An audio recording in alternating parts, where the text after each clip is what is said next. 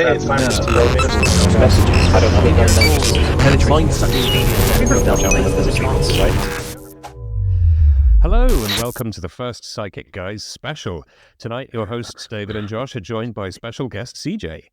CJ's been a podcaster for 7 years, so you might already know him from the Mystery Stone podcast, Philosopher Talk, or Infinite Rabbit Hole, where he covers the unknown, the spiritual, the esoteric, and philosophy. He's practiced magic and the occult before now, but only recently heard about remote viewing, so today he's going to give it a try for the first time, and you all get to come along for the ride. So, welcome, CJ. Hey, thanks for inviting me on. It's awesome. So, first up, can you tell us what you know about remote viewing already? Not a whole lot. So we did do an episode on Infinite Rabbit Hole for MK Ultra, and pretty much everything I know about it comes from that research. And I'm under the impression you were supposed to give me LSD before we do this, so I'm a little put out right now. It's a little far. And I may or may not be familiar with hallucinations. But no, so I don't really know tons about it, other than what Josh explained to me when he came on the Philosopher Talk. And I'm actually really interested to do this. I'm very open to this sort of thing. So awesome. So go ahead, Josh. One of the first things that I didn't really discuss in our interview, a lot of people talk about remote viewing as like a sort of as the action of doing like a psychic gathering of impressions on a target. But one of the core things that makes remote viewing is it's actually a protocol for testing psychic phenomena under blind conditions. So what we'll end up doing before that in a little bit is we'll be giving you what's called a TRN, just the target reference number. And that's all we'll give you. You'll attempt to gather different sensory impressions of the target, and we'll talk about ways to do that. But ultimately, you'll jot down all of your notes, essentially. And once you're done, we will show you an image that's associated with those numbers. And that in and of itself, the being blind to the target, trying to gather impressions, then receiving feedback, that is the remote viewing protocol.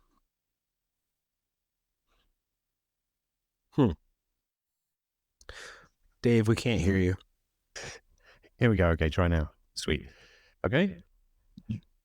Yep. Sweet. So there's one more step in there, that it's a deliberately chosen target, because people quite often say like, oh, I had a dream and then it came true. Did I do remote viewing? No, you did not. Right? Because with remote viewing, it's almost always pre-selected, but there's a specific thing. So when you get your feedback, when you find out what the target was, you know whether you were right or wrong. You don't just go out there and perceive whatever you want to perceive and then see if it matches up to any old random junk, right? This, as Josh said, this is a laboratory protocol for people in the US military program, proving this was real. And the TRN, the target reference number, is random, right? There's no information in there at all. You can't decrypt it. The numbers don't mean anything. This process works without the numbers, right? We often just don't use them, but they're great for two things. They're good for admin, because when you do like hundreds of these things, you need to match up what you wrote down with the feedback document that you'll receive, right? So they both got the same number on them. And the other thing that they're great for is they give your left brain, your analytical mind, they give it something to do, because, you're familiar with this left brain, right brain idea, right? So the left brain does like language and numbers, and it's very linear. And it does linear time, and it is not psychic. It can't do remote viewing at all, right? The left brain also contains ego, which really wants to think that it can do remote viewing. So what tends to happen is people give this a try, and they have a couple of really good results, and then the ego comes in and is like, wow, I'm amazing, I can do this. And then the whole thing goes completely to shit, and it takes a while for the results to come back up again. If you look in the Stargate archives, which you can find on the CIA reading room website if you want to put yourself through that ordeal, there's like a graph they drew where it's kind of beginner's luck and it's just plummets, and then you've got to slowly work it back up. But because this is your first time, right, CJ? So you're going to have beginner's luck, and it's going to be awesome. Yeah. Oh, that's cool. Kind of looking forward to beginner's luck. Everybody likes success, Fortunately, though, I've spent a lot of time working on separation of the ego and really creating a boundary between the analytical mind and the emotional ego, and understanding and operating under pretenses of what the ego tries to do and understanding it. So maybe I'll have a little bit of a better time with that crash. Well, if it does start rearing its head, which I guess it might, you'll perhaps be better able to recognize it, right? But the initial one, it's super simple. We're going to give you plenty of tips of how to do it, but all remote viewing methods are basically just like a question answer thing to your right brain. Okay, so did you have a question? Okay, yeah. So is this sort of like? Have you ever seen the movie John Wick? Is this like when he goes down in that club to see Papo, whatever his name is, and they hold the card up and they're like, "What's on the other side of the card?" And he tells them what's on the card, and they let him pass. And then Shia LaBeouf is like, "It's a duck," and he's like, "No," and gets thrown out. Like, well, I don't know. I don't know whether you have to be psychic to get into the club. Zener card testing, which is another phenomena that's used to test ideas of psi and ESP. In that case, it's usually about a set of 5 cards. They have different shapes. And then you basically pick the card and see how many times. And if you get above, I believe, 33%, you're above chance. Yeah, 20%. If there's 5 cards, you should get 20% right by chance, right? Because you always got a 1 in 5 chance of getting it right. It's, if anybody's seen Ghostbusters, which... why haven't you seen Ghostbusters? If you haven't, at the beginning, he's doing an experiment and he's like getting them to guess the cards. Then he gives them an electric shock if they get it wrong. We're going to be doing that tonight, CJ, so I hope you're ready. But that's what you had me connect to myself. Oh, yeah, don't worry, it's not fatal the first couple of times. So why is it down my pants, though? Yeah. This is how you become a psychic. So we're off to a good start. What we were saying about left brain and right brain, right?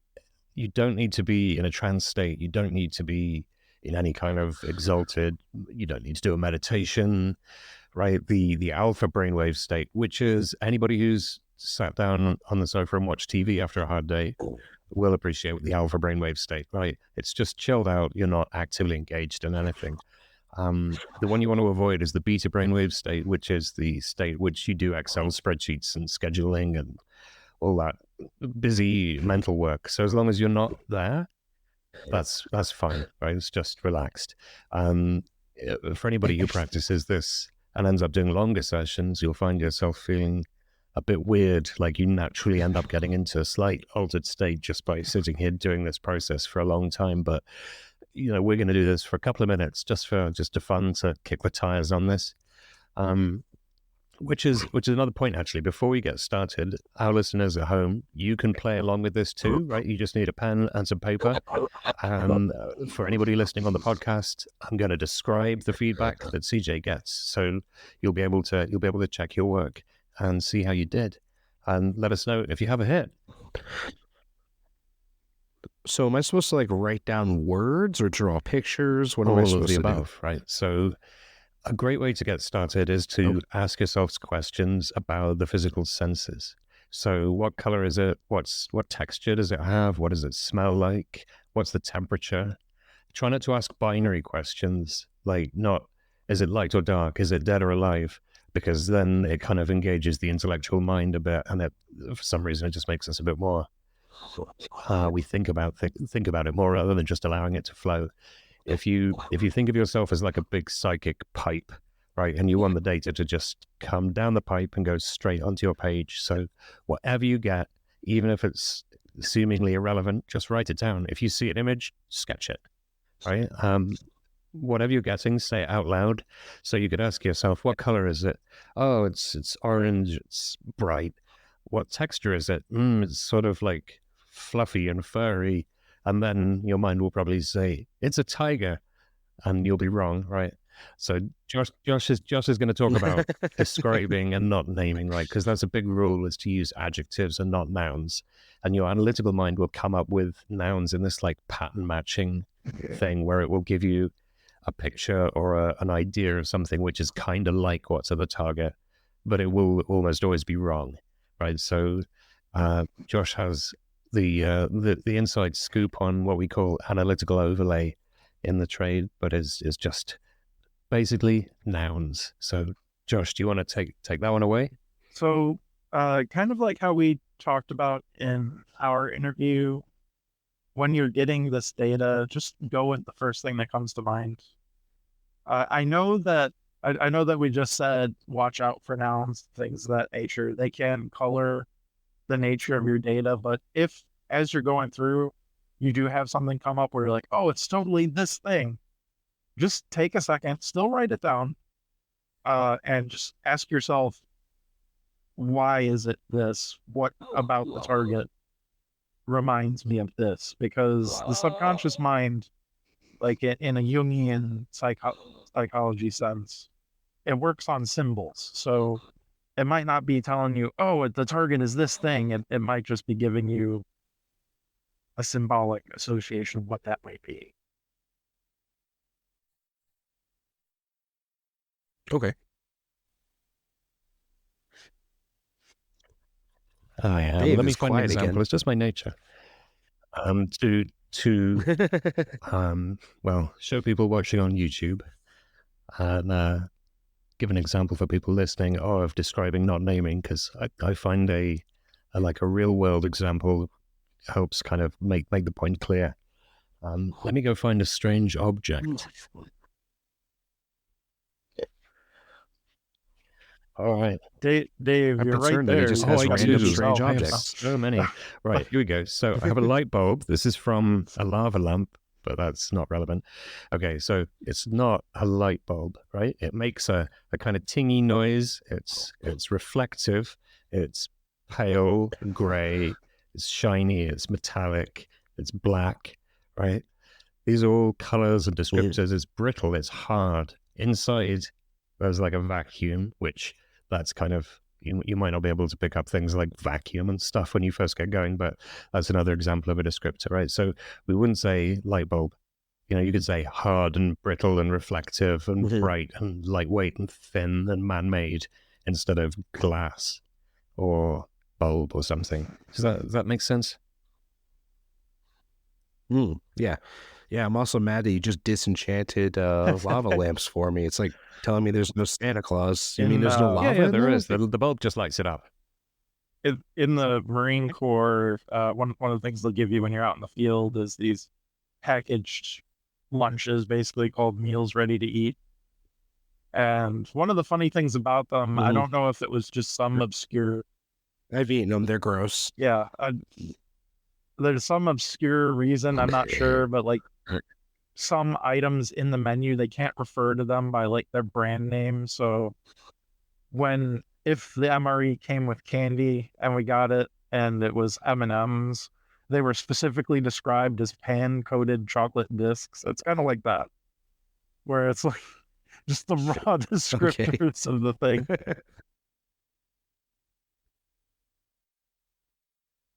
I'm sorry you had to eat those. I've eaten them for fun, and it wasn't Some are fun. better than others. You just gotta get the right package. Did you do that as a podcast YouTube thing or in the privacy of your own home? No, just out of curiosity. I was at an Army Navy surplus store, and they were there. And I was just like, Yeah, I let's guess you give it a found out shot, why see those what's ones going were on the with these. surplus ones. I had the stroganoff one, I think is what it was, and like a pizza one. What? This was not good. That doesn't sound good.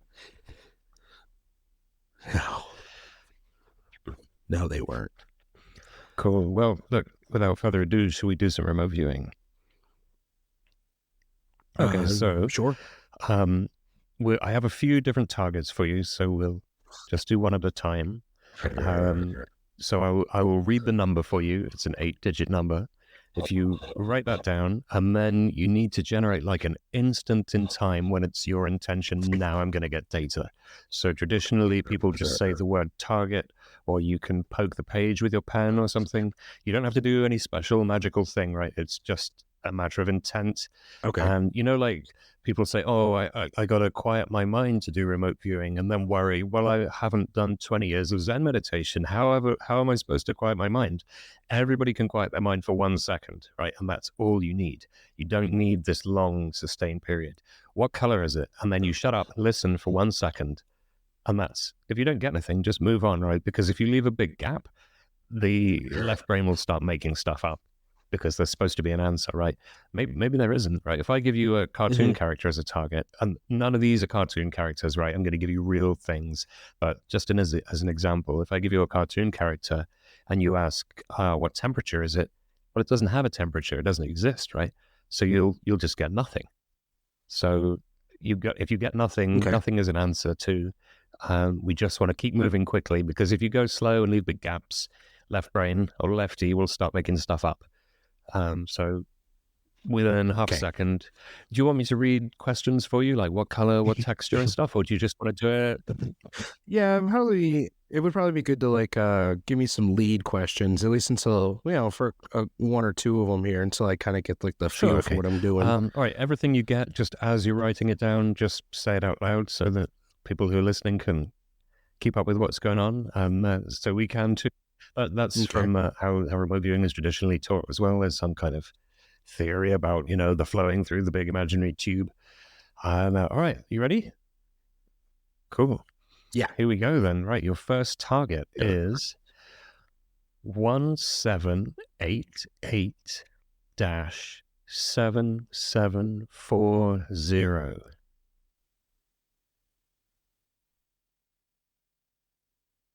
Yeah. Did you get anything straight away? All right. What are the main colors of the target? Like really quick. First thing that comes into your head. Yellow. Are there any other colors of the target? Green. Okay. That's all What I got. about texture? You can stick your hand out and like feel it. Remote view like Italians speak. Smooth. Yeah, I do. Yeah, I do. Just to put your hand out, can you feel the texture? If you can do the same for temperature, like stick your hand into the target, see if you can feel the temperature. You said temperature, warm, and I got green. warm Write it down. right away. So I got smooth and warm. Okay. What about smell? Can you smell anything?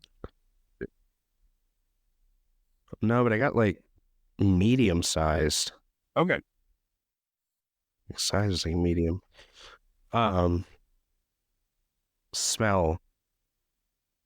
No, I got nothing on smell. Can you hear any sounds?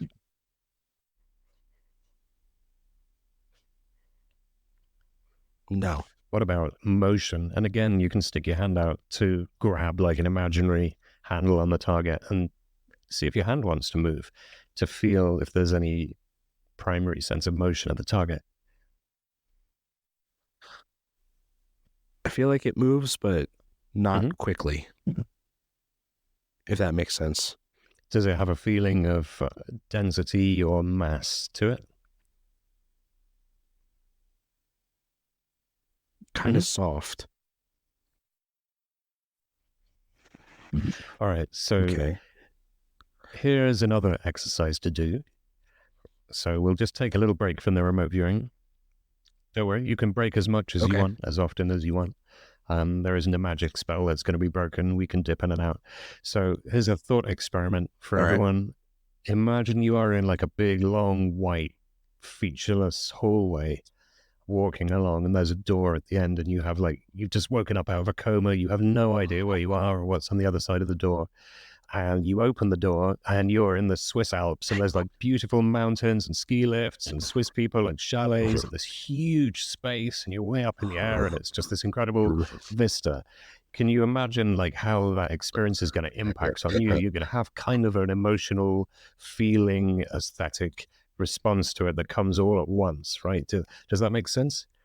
So you can ask yourself the Yeah. question, well, how would I feel if I was there at the target site right now? And then just like, what color is it? Make a space for the answer, but pay attention to your body, your feeling, like the whole system, and just see what you get. Could be emotion, could be like, this is boring, I want to go home. Hopefully this isn't too boring, but you know. No. This is cool. I like this. So do I get to see what it Yeah, was when we're all absolutely. done, or No, we'll show as you. we We'll do show you it? the end. We record everything, Okay. and then draw a line under it, and then you get feedback, and you can go through and be like, "Oh, that was right. That was wrong." Da da da. And that's kind of how we train and improve. Okay.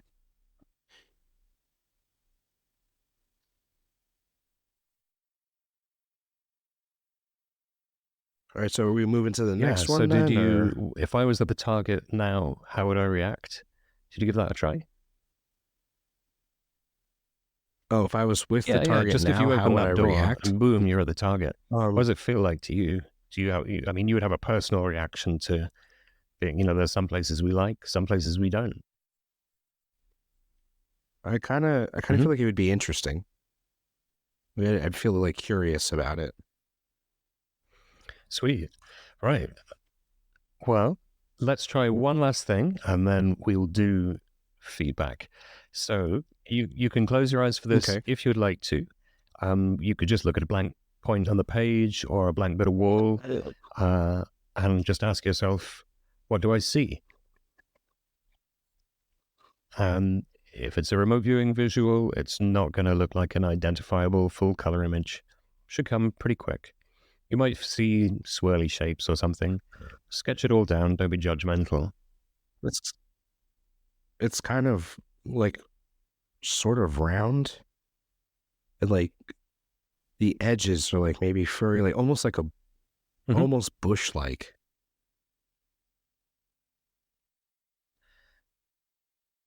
Are you sketching that one down?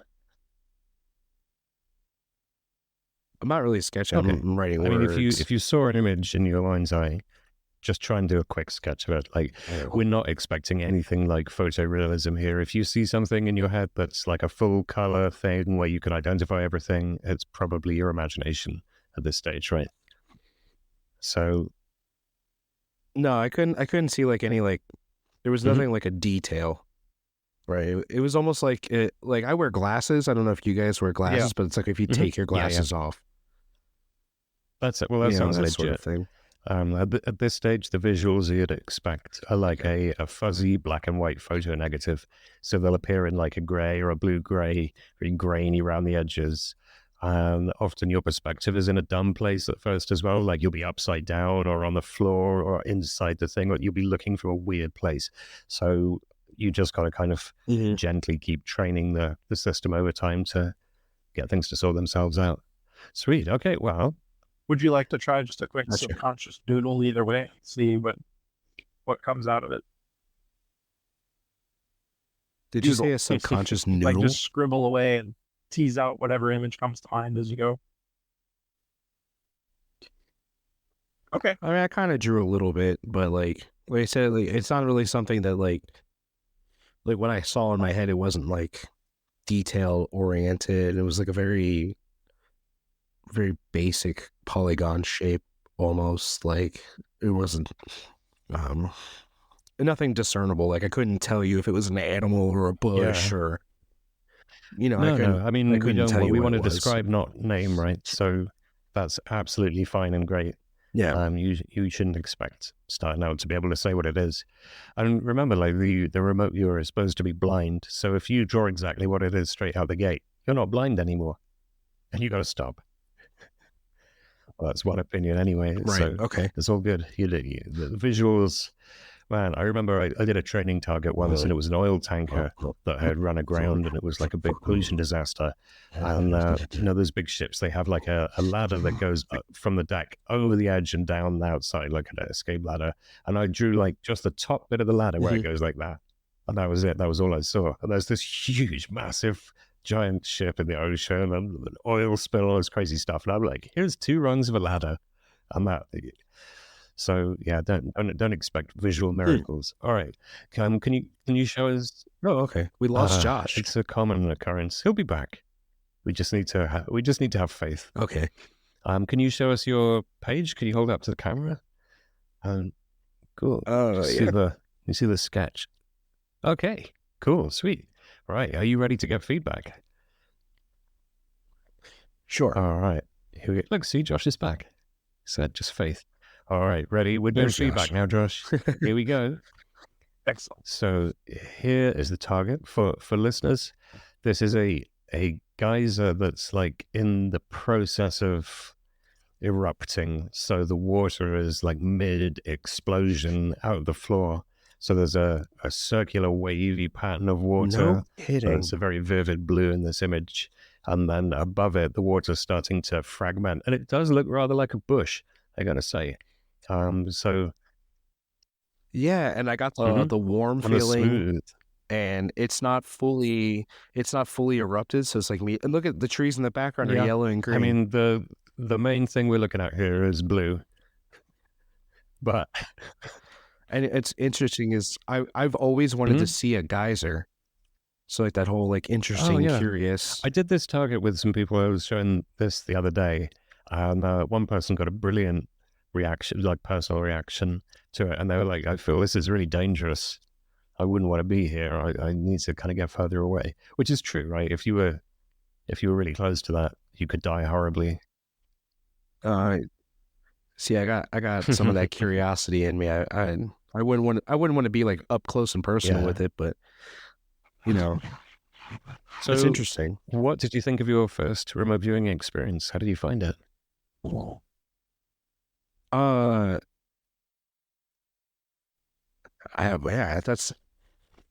That's wild. Like I feel like I got more of the background than I did of the main object.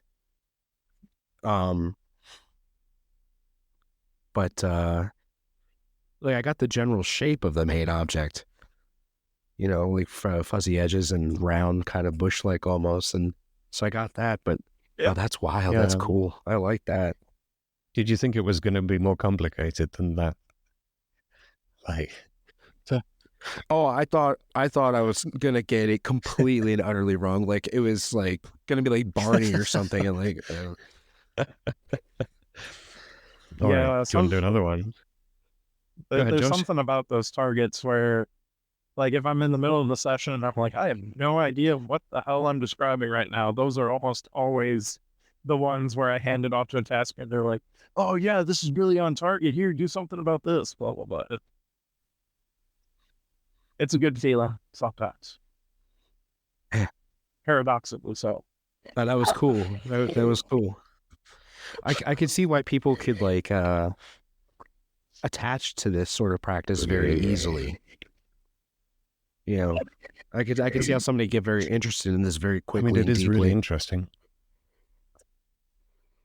Yeah. Obviously, it does go quite some way beyond what color is it, right? But as the body is the part of us that the subconscious mind and the conscious mind can both speak like bidirectionally to. It's like a bridge.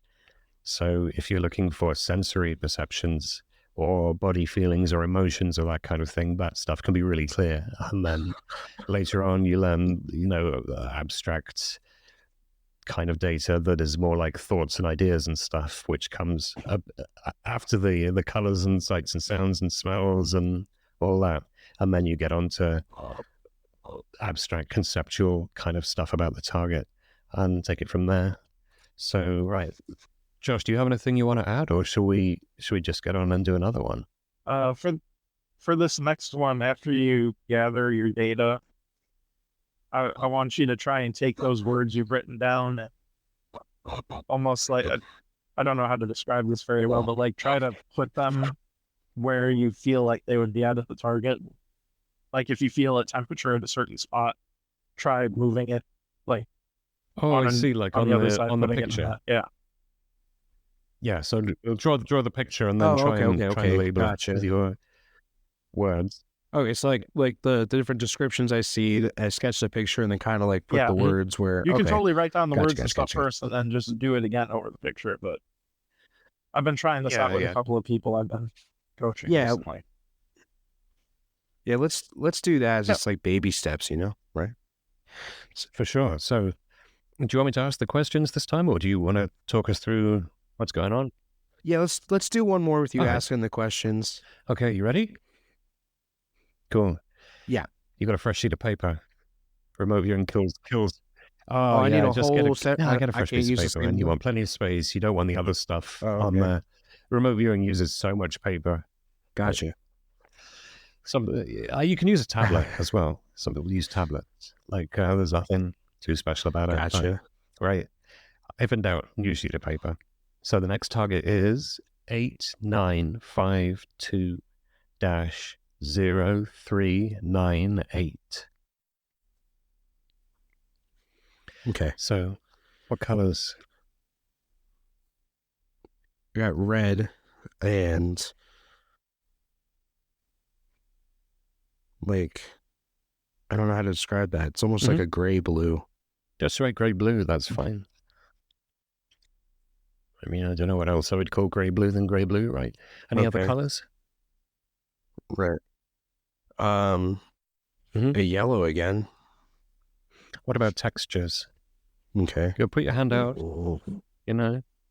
That's like rougher this time. Not smooth like water. Like this is like a rougher, almost gravelly. What about smells? You smell anything here? Dirt, like dusty dirt. What about the temperature?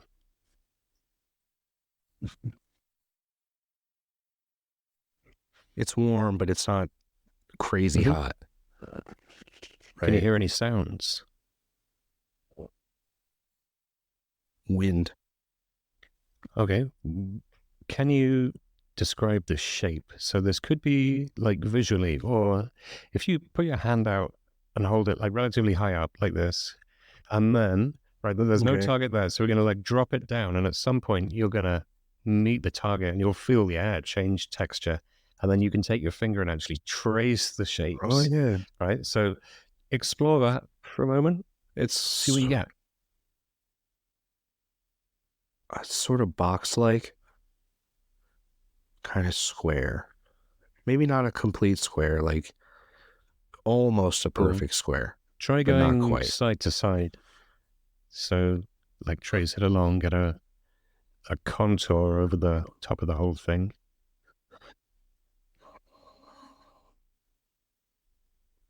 It's like a curve. Not quite. Like a curve into an angle.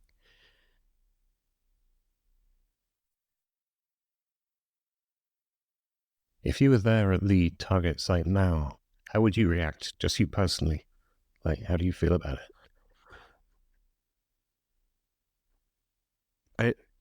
I like normal, like nothing overly interesting, like just kind of just regular day to day, like, oh, this is where I am. I'm a delivery driver. I get a lot of that, but just the world has nothing to interest you anymore. You've seen it all. No, that's not entirely true, but it's just it doesn't feel like it would be something that I'd be super excited about being there. Yeah, very basic. Cool. Okay, so do you want to take a stab at drawing it, and then? So remember, just quick flashes, just like when we asked the question about color. Don't give it too long, or imagination will kick in. Just what do I see? Shut your eyes, keep them open, whatever. Your hand might want to draw something on its own as well. If you find that easier, you can just let your hand move naturally on the page.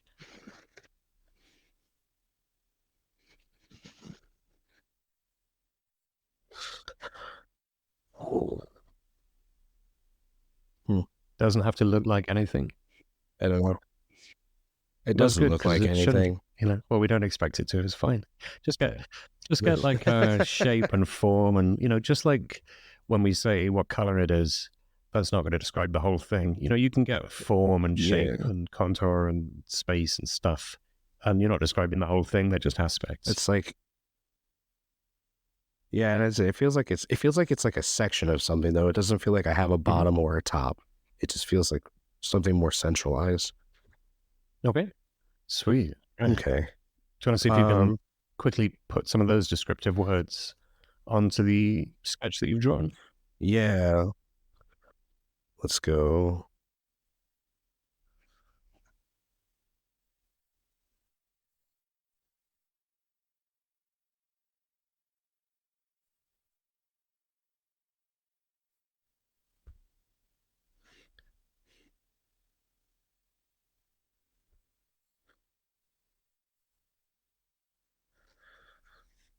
Um,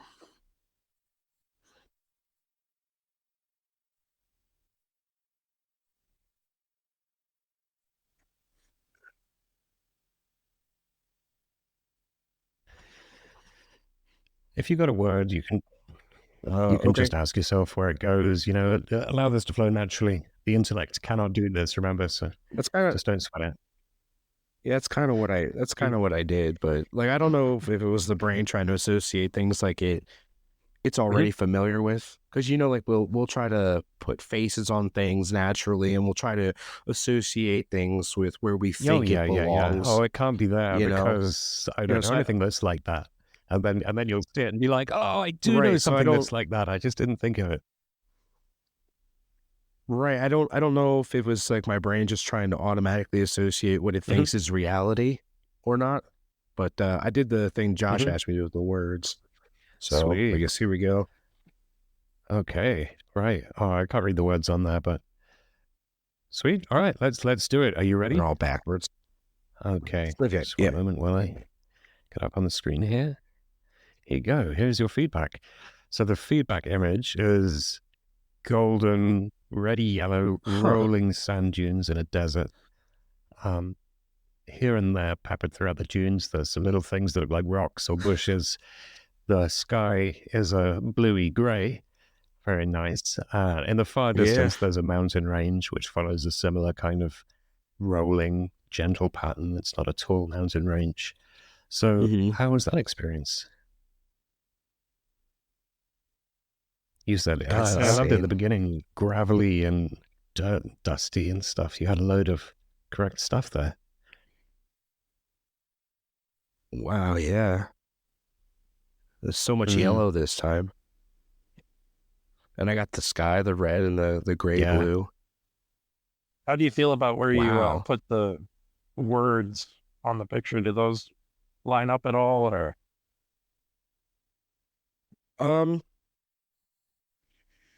Not, I mean, if I turn it upside down, it works. Well, in that case, you heard it first here. It's 100% accurate, guys. Buy my book now. So like, yeah, like the way I drew it, it doesn't fit. But if I turn it upside down, it's almost Do you remember perfect. a few minutes ago I said at first your perspective might be in a weird place, like upside down? What? Yeah. It could be. Yeah. I had this time when I was training when anything with a pointy top like that, like going into a peak, was coming out upside down, but only those shapes. And I had like an old windmill with a decorative top like that came out upside down, and a bonfire where the flames were licking up in that shape, also upside down. Everything else was the right way up. Just peaked things were upside down for like a week. It does weird stuff at first, and the more you practice this, you can kind of teach it. Josh, do you want to talk about the feedback process and training the subconscious to give you what you want without messing it up?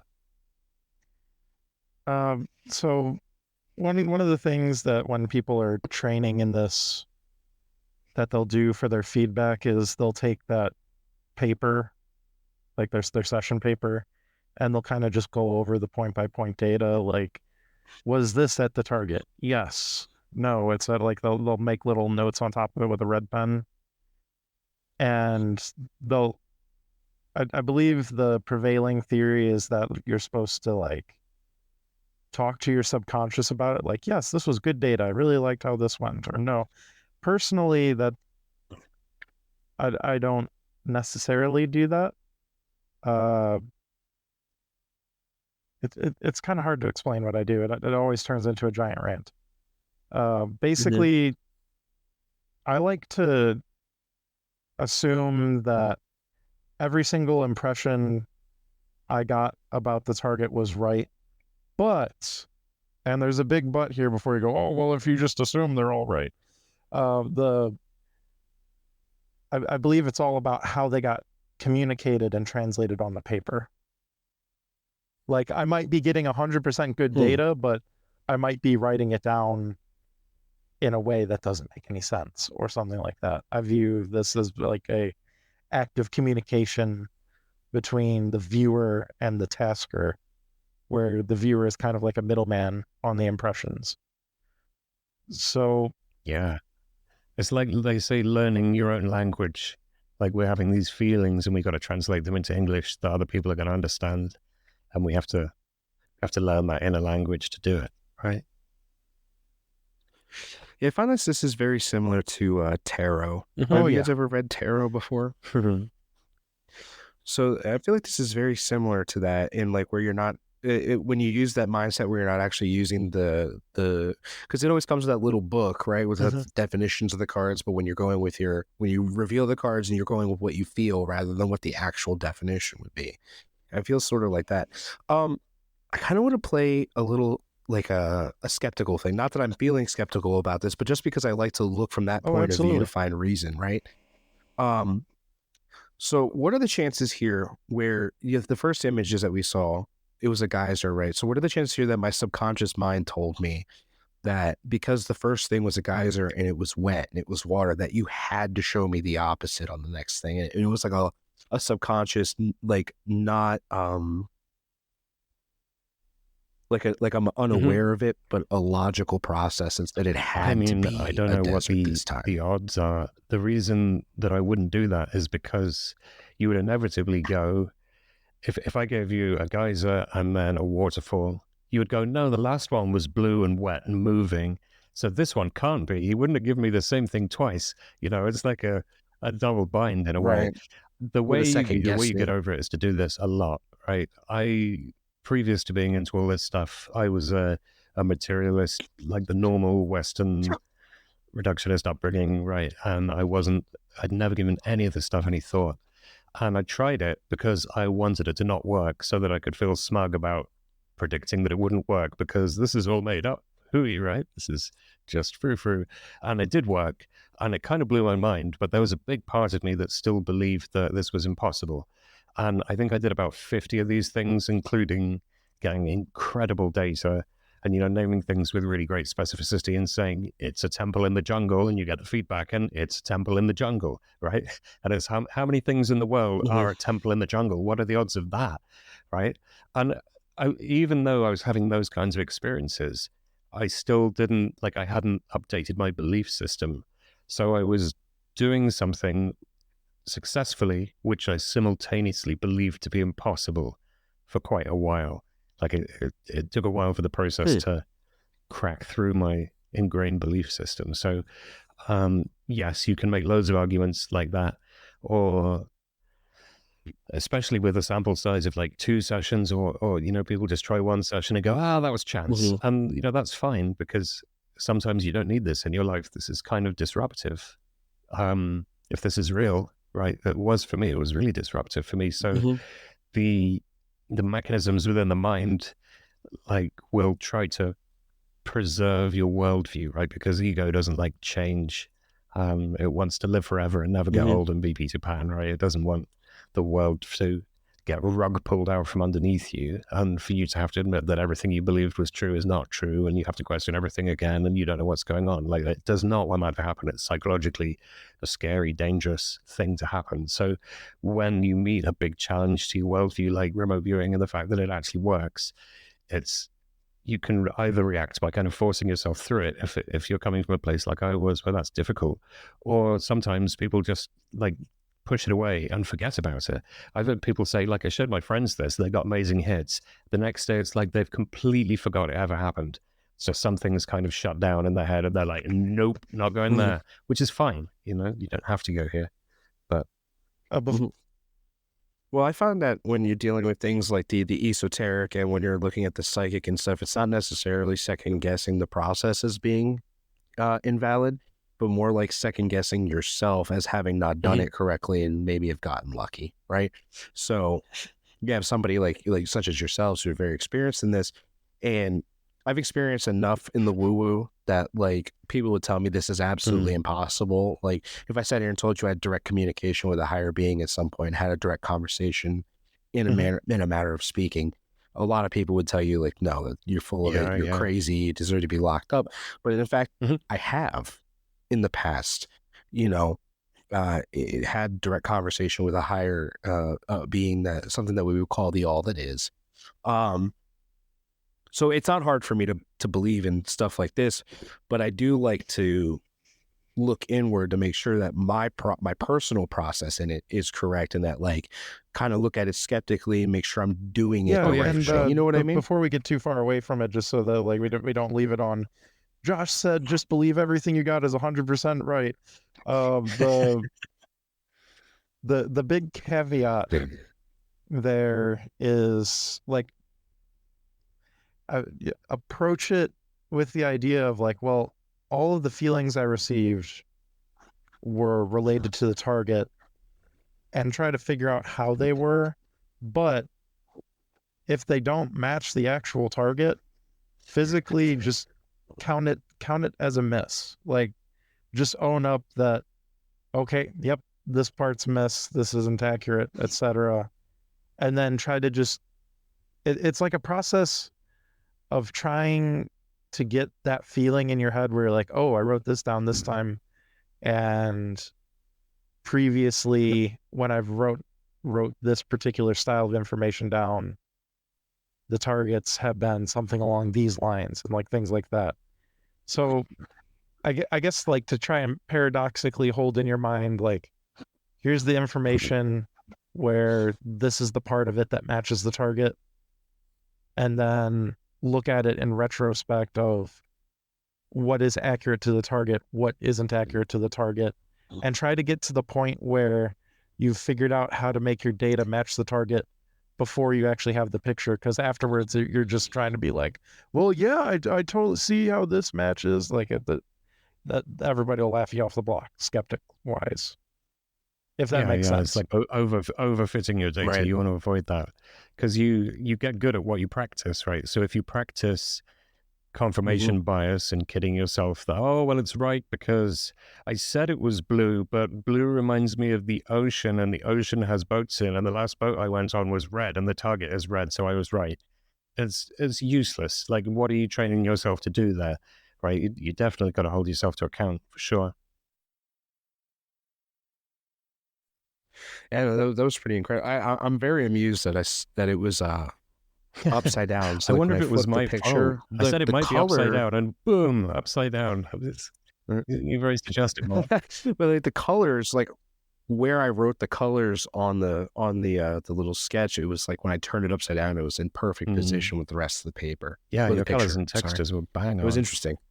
And the dusty, gravelly. I mean, gravel is just big sand, right? I think we'll give you that one. Right. I think the rough texture description came from like maybe seeing it as like a large hand running over an entire like a like a titanic hand running over the desert as a whole. There's, we were saying about learning your language. There's a lot of words in that language which stand for things like a bulk solid.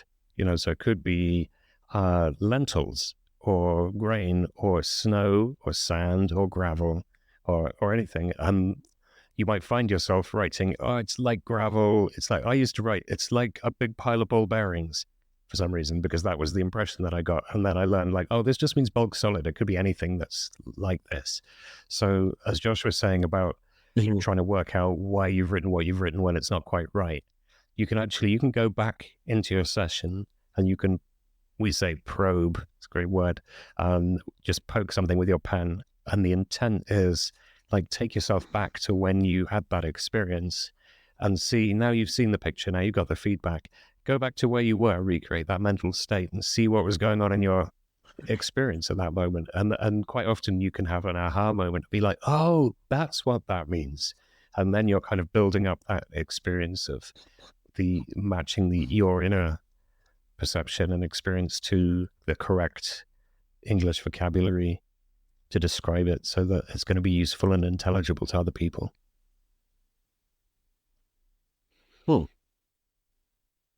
Okay. Yeah.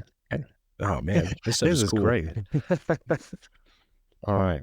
Do you have any questions? I got some more targets if you want to up the ante. Oh yeah. If we Cool. want to, let's see if I can. Let's see if I can do something without. Maybe if I get stuck, throw a little Okay, sure. guidance my way.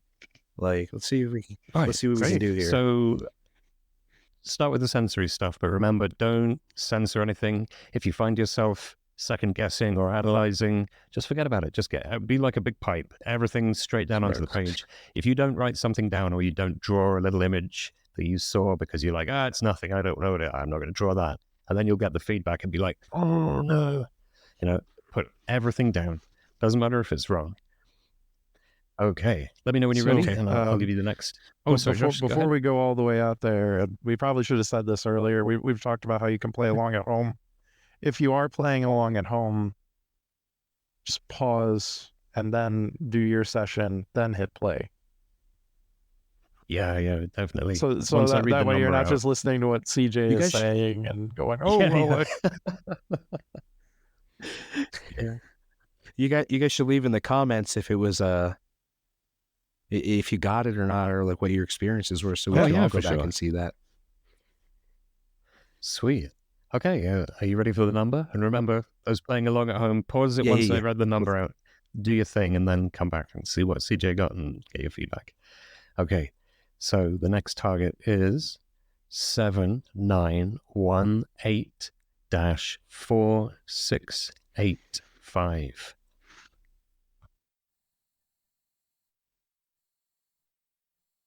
Got red again right away. I feel like we should have some elevator music while he does this.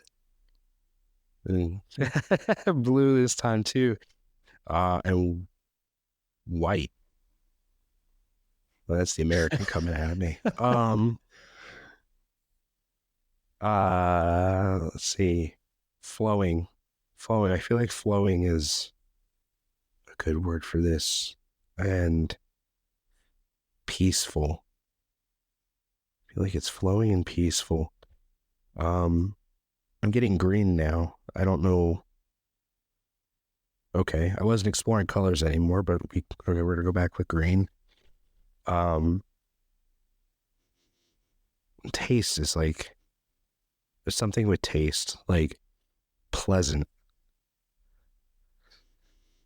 but it's not like a food taste. It's more like a breathing taste, right?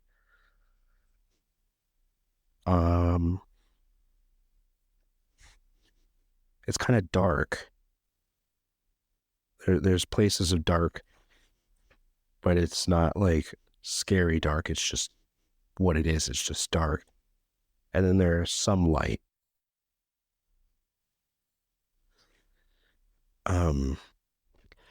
So if you were stood there right now at the target, how would you react?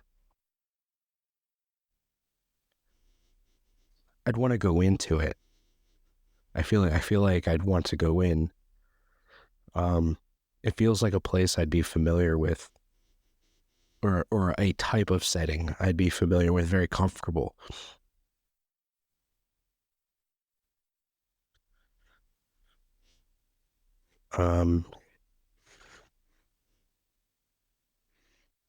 I feel like there's liquid involved, but also solids.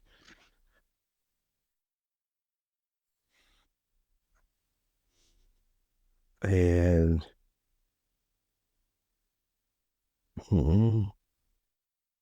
texture wise,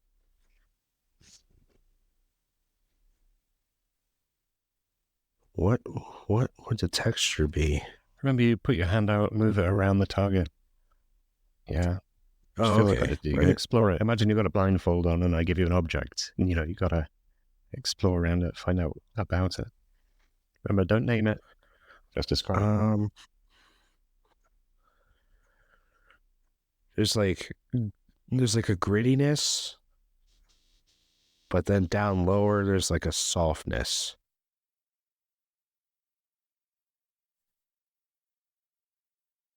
maybe wet down low as well. Do you want to have a go at a sketch? So you can see Okay. if you can see something visually, or you can fill out the shape with your hand on the page.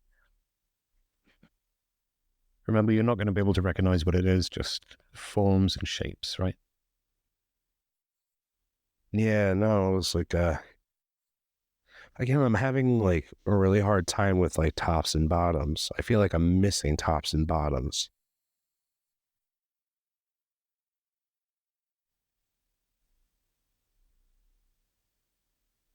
Well, just try and sketch down what you can Okay. get. Maybe the tops and bottoms aren't so interesting. Maybe we should look at the middle. Right, that's all. I feel like the middle is all I'm getting. You can do what's called a movement, where you sort of prompt your subconscious by saying, move to the most interesting angle and describe it's, or move to the left of the thing, things like that, and then try to see if your perspective changes, what kind of data you get out of that, if you'd like.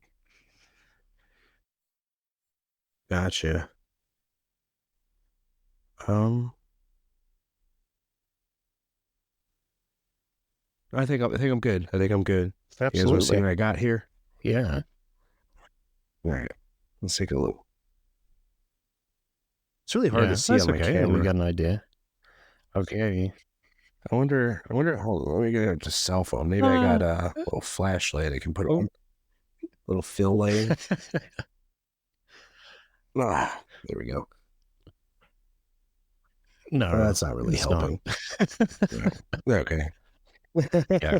We tried. All right. Are you ready for your feedback? Yeah. All right. So I said I was up in the ante, so this target is more complex than the ones you've had so far. You ready? Here we go. Mm-hmm. So the target is a jet engine under test. So it's like a naked jet engine sat on a bench, and it's kind of screwed down so it doesn't go flying away. And there's a big yellow and gray and blue flame coming out the back, going down a tunnel. Yeah, I see that. Well, I mean, on my end, it's like the back end of the flame is like reddish, and then there's the edges are white with like a blue hint. Yeah, no, I completely none of it. Well, at the base think level of it, I you see got some two. stuff Well, accurate it's there. weird. I see two straight lines at the bottom, So and hold what on, look. looks like heat wafting off. Yeah, or those hoops. So like, if you look at the picture here that I drew, I kind of have the hoops on there. If you and turn like it the right way up again, if you look on the right hand end, your line has it loops over like the circle of the intake, and then you got that. So you've got the kind of curving and then the vertical bits in the floor. You said a liquid is involved and the floor is wet, both of which are correct. I wouldn't describe it as peaceful. I'm interested in your reaction, though. You said this is an environment I'd be comfortable in, and you'd kind of, I don't know, want to go into it. I was a bit alarmed. I'm like, don't go in there, man. Well, so when I was a kid, I had an obsession with model rockets. Cool. And I had probably a dozen of them. And we would buy like, you go to the hobby store and you get the engines and you have the launch platform. So this would have been a very large scale of something that I'm familiar with. I loved model rockets as a kid. I was wondering if you were going to say like, oh, I used to be an engineer and work in, jet engines or something like that, because you sounded really comfortable with it. No. I mean, this one is really up in the complexity, so don't feel bad. I think you got quite a few individual data points correct there, but there's so much going on here. Like the previous one was just like, it's wavy, it's natural, it's grainy, it's orange, done. Right. And this one, there's so much stuff. I think when it came to the colors, I think that's why I had like the focus on the flame, is because that was always my favorite part of model rockets, is watching the engines light up and take off. Well, that's the thing with remote viewers as well. Like the ooh, shiny. And viewers can even get distracted off their target to something which is near the target, which is just more interesting. It's pretty common starting out that you'll just gravitate to what you personally think is more cool. Oh, okay. Yeah. So yeah, that makes a lot of sense. I mean, yeah, I definitely could have done a lot better with this one, but for level of Yeah, complication, I feel I like mean, I there's got a so much couple in of here. good. The red and green are not primary colors, but they're right at the front, just under the air intake. There's a red thing in the And then, background. There's a red thing by the exhaust. The frame that it's sat on is all painted green. And there's no top or bottom in the photo. yeah, I really think the colors. Well, yeah, the frame is green. Look at that. Yeah, I really think the colors. I think I was really focused on the frame. I mean, the flame, and then like when I said like there's darkness, but then there's light. You know, I think we were focused on that flame. We were Yeah. seeing the tunnel and the The flame there. word, like the word of in the subconscious language of feeling and stuff might be high contrast. That's a really clear impression, high contrast, right? So if you Yeah, keep doing yeah, this, like and just then watch out for that feeling again, and you'll know next time it's high contrast. yeah. So are you ready for this one? Throw you for a loop too. When I said there was like a pleasant taste in the air, like not a food, but like a smell and a taste. Gasoline is one burning. Like gasoline and burning gasoline are one of my absolute favorite I was smells gonna on this ask you planet. whether, because I know a lot of people like it. You know, interestingly, I gave this to a bunch of people who were doing these same targets as you. These were just like easy ones that I picked for a like gentle introduction to remote viewing. When we got to this one, because the complexity is so much higher, like people had some good data, but there's a lot going on in here, right? For a couple of minutes, like you just did, it would be really hard to do this justice. And a couple of people described it on the photo, just beneath the air intake of the engine. There's what I assume is a fuel hose, and it's like an orange hose with black stripes on, and it's quite a distinctive, weird-looking thing. And a few people were like, "Oh, it's a snake," you know, and zoomed in on that just because it's kind of graphically quite high contrast and interesting, and it's right in the foreground of the image. And I got stuck on the weird man-made robot snake. Forgot about the flame at the back.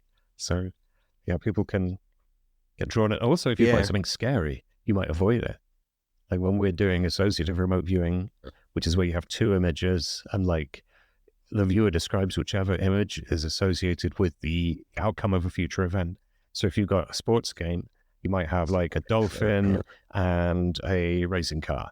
And if team A wins, the viewer will describe the dolphin. And if team B wins, they describe, you know, and then they give you their work and you work out what it is, right?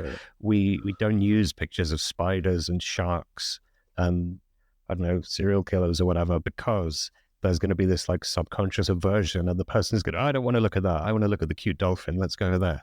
Right. So you've got to be kind of mindful of just your own personal way you relate to the stuff in your targets.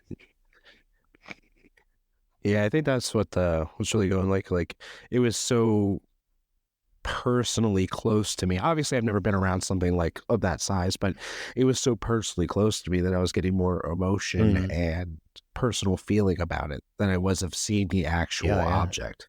Did you write all that down though? You got to write it all down. What, everything I just said? No, Jesus. No, I mean in your session, like when your personal, it's way too late. You're not allowed to write anything after you got your feedback. That's cheating. Other than, you know, to review it. Oh, no. Like so at the time I wasn't comprehending that I was experiencing a more personal association, but I'm going to chalk that up to being unpracticed. But I mean, that's still stuff that you should write down, right? Your personal reaction, you need to get it out on the paper. There's this idea about getting stuff on the page, which has a little bit in common with the like psychotherapeutic paradigm of, you know, getting it all out there. That if you repress something, if you leave it unsaid, it will kind of sit in that pipeline, and all the data that comes past will get colored by that or filtered by it. You know, if you have an idea like, oh, it's a dinosaur, right, and then you get that it's man-made coming past, you'll be like, no, it can't be man-made because it's a dinosaur. And then you'll start censoring stuff, and then you'll find out it's the animatronic dinosaur in a museum somewhere, and you'll screw your target up because you didn't just express it all and allow it to flow out onto the page like that. So yeah, don't, for anybody listening, it's super important, don't judge, just write everything down, draw everything, and then when you get your feedback, that's the time to pick through it and judge.